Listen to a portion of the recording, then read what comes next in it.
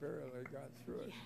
Thank the chairman, and I want to thank Dr. Collins for coming today, and I echo the comments and just so appreciate your leadership at NIH and everything that you are doing.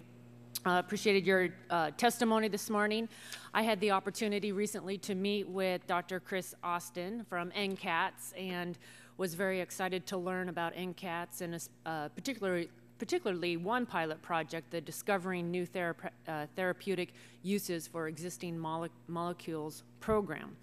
And I understand that this program will bridge the, quote, valley of death that we hear so much about during the FDA reauthorization process.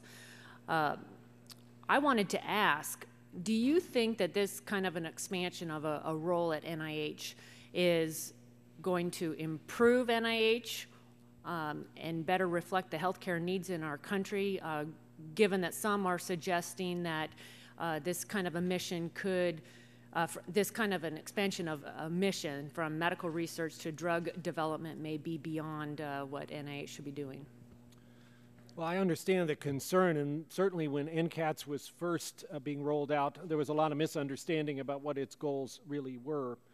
I asked a distinguished group of experts from the private sector, people like Moncef Slaoui of GSK, Mark Tessier-Levine, recently of Genentech, Brooke Byers, venture capital expert, to look at the NCATS potential and advise me about whether this really made sense in terms of advancing the cause of developing new therapeutics in a fashion that built on NIH's sweet spots and was not sort of a deviation from what our mission should be.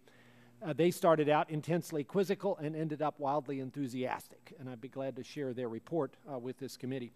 That certainly encourages the conclusion that we are moving in a place that science now allows us to do in a partnership with the private sector to make sure that we are collaborating effectively, but with the main goal of speeding up this development of therapeutics. This is not, however, going to detract from our basic science engine, which is, of course, the critical way in which we develop new ideas for treatments of the future. That will remain about 50% or 51% of what we do.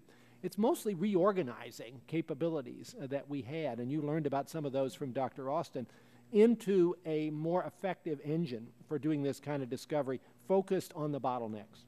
Well, and it seems like a common sense approach in starting to break down some of the silos that so often are difficult for us. On another vein, I know that you're aware of the specific biologic link between Down syndrome, that duplicate 21st chromosome, and Alzheimer's disease. I'm also aware that people with Down syndrome appear to have a protection from the development of some types of cancer.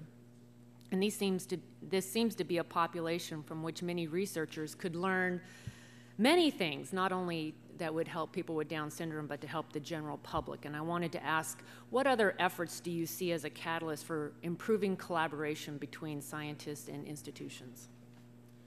Well, I do agree that Down syndrome is an important model for understanding a variety of things, and you've mentioned the Alzheimer's risk, which we believe comes about because on that 21st chromosome is the gene for beta amyloid, and it's amyloid that builds up in the brain of individuals with Alzheimer's, and Down syndrome individuals have extra amounts of it because of that extra chromosome.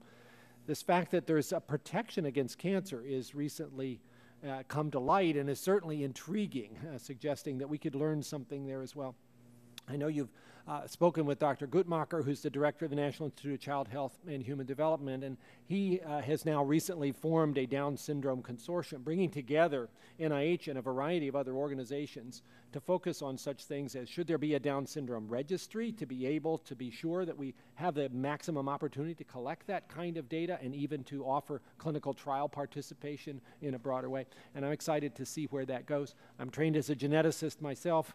Certainly Down syndrome has taught us much, and we owe those individuals and their families everything we can in terms of understanding how that extra chromosome results in all the consequences that it does.